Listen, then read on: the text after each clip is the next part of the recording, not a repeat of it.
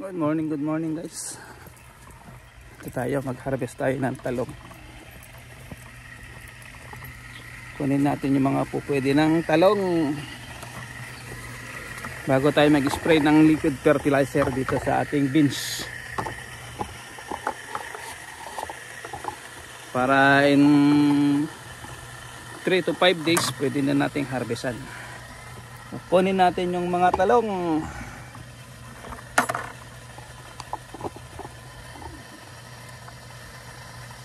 Nakasayad na guys sa baba.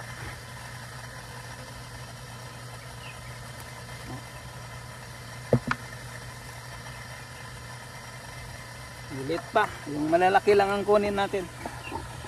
Para para pag lumaki yan sa Biyernes o Sabado, harvestin natin, benta dyan sa flower farm.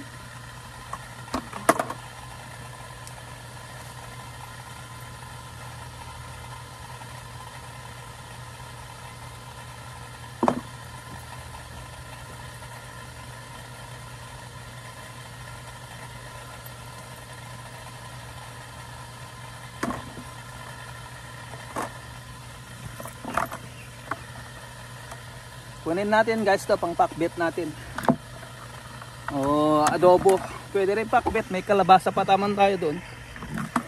Ang palaya lang ang wala na.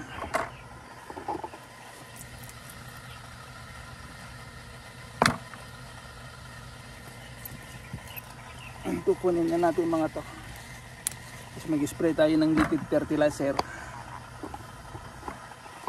Wala tayong pang ulam mamaya. Pang-ulam lang natin to guys mamaya.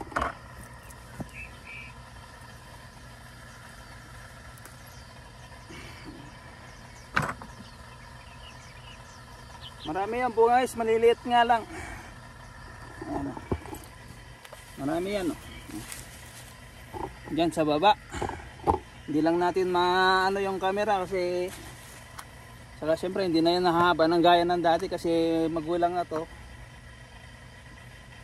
Kung hindi sana mag-open yan, kakatirin na natin para pang next year na sana. Para may bagong sanga na naman. Ito tayo guys dito. So, malapit kasi masyado, kaya hindi masyadong kita yung ayan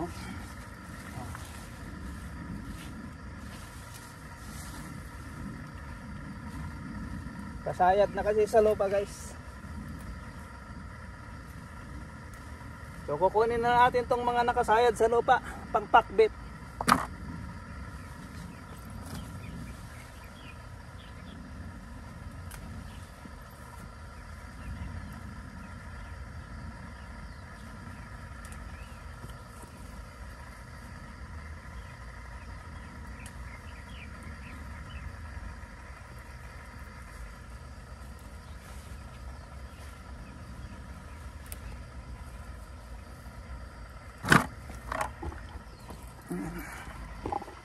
Sa may dulo.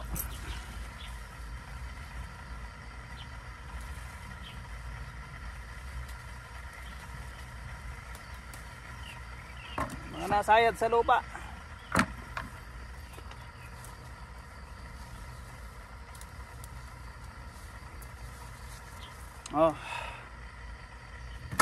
Diba?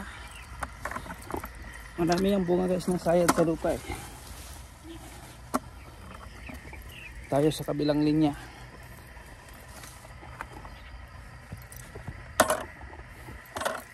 Yan kasi ang bunga niyan ang dami.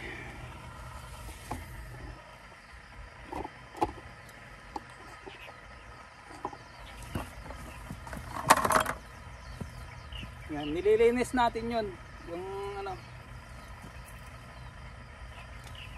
Yung power sprayer.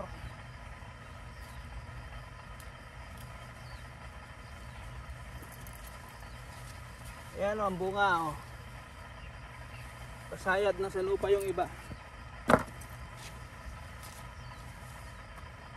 Kaya lang di na gaano gaya dati na mahaba. Halos 2 feet. Pero mahaba pa naman, may 1 feet.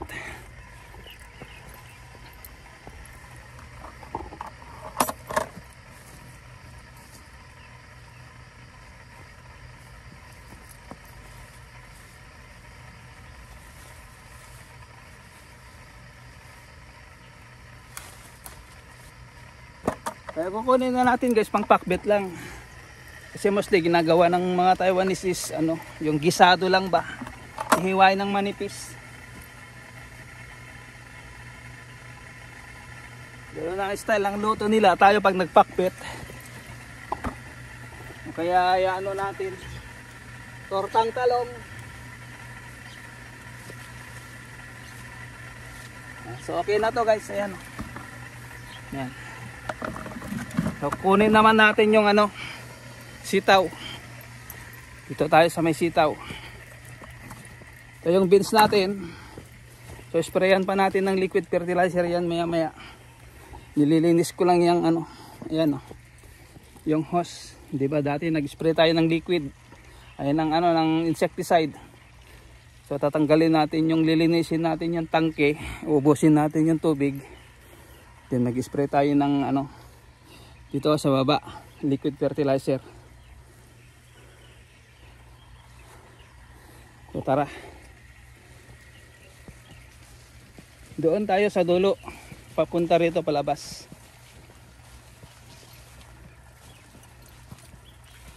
Kaya dito tayo duman para tingnan natin kung meron dito. Pwede naman pala tayo doon sa labas mamaya. Doon tayo mag-harvest sa labas para mas ano, maliwanag.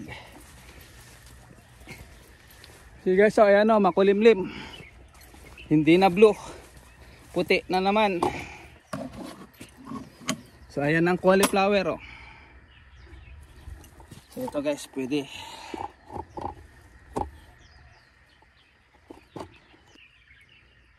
Ayan o.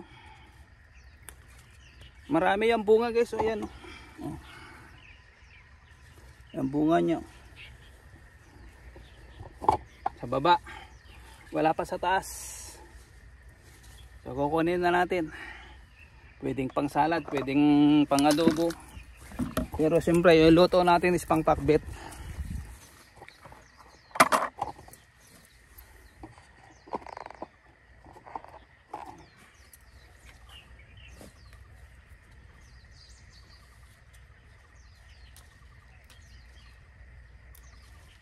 Oh, kakulay ko.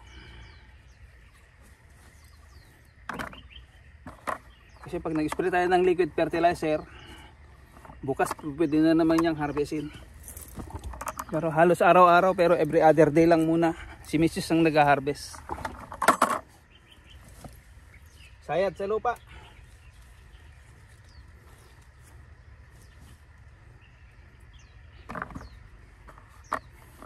Ayan ang bunga guys. So ayan o. Yung mga yan. Yan ang kukunin natin.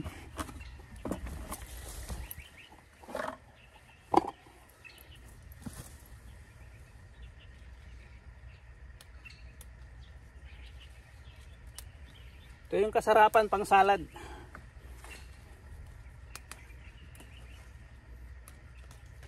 Kasi wala tayong ulam ngayon. Ako yung magluluto mamaya.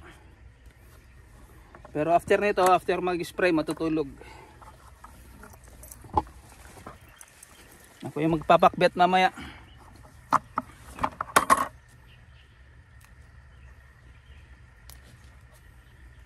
O baka magluto na ako, kakain, saka matulog, diretso maghapon.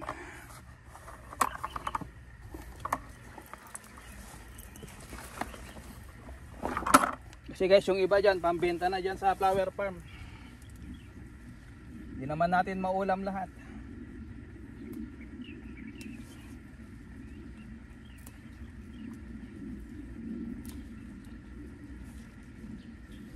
Oh. Diba? Ito yung kasarapan pang ano, pang salad.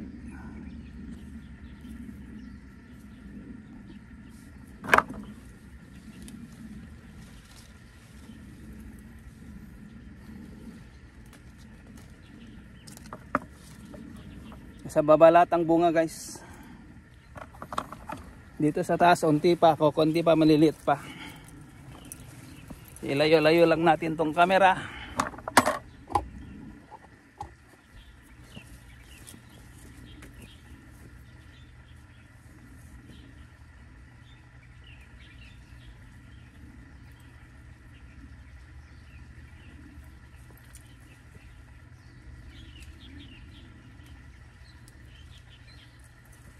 Ito yung masarap isalad.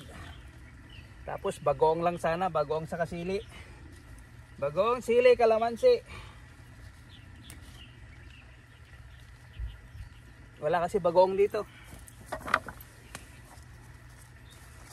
Kaya mahirap pag may bagoong tayo guys. Napapasarap ng kain ng kanin si Mrs. Bawal. Bawal siya ng maraming kanin. Kasi may maintenance na yun sa high blood. Puro gulay-gulay, prutas. Isda.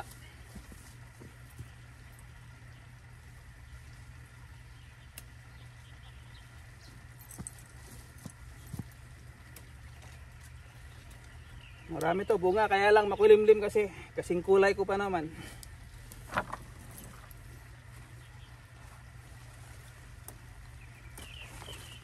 Lalo na pag nakatikim ng liquid fertilizer ngayon first time. Kasi kaya ngayon pa lang tayo mag-spray ng liquid fertilizer dyan sa beans kasi madaliit natin para ano. Kasi mag-open na yung flower farm. Eh yung sa garden 1 natin ko, konti lang naman yun.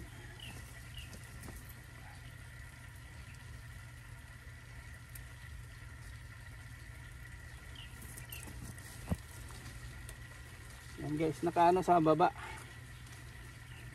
At buti naman hindi kinakain ng daga. Kung pansin nyo to guys, pag maliliit purple siya, pag lumaki green. Green na green, hindi yung klase ng isa na maputla, di ba? Meron yung mahaba, yung maputla. Ito siya, hindi siya ganong mahaba. Ganyan lang siya kahaba oh. Mga 1 feet may git. 1.5.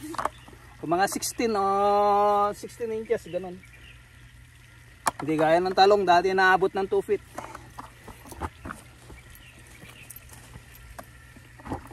So last na to guys, ayan o, dito na tayo sa dulo.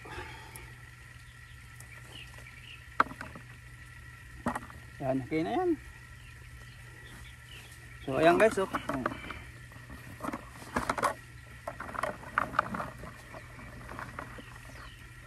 Ayan.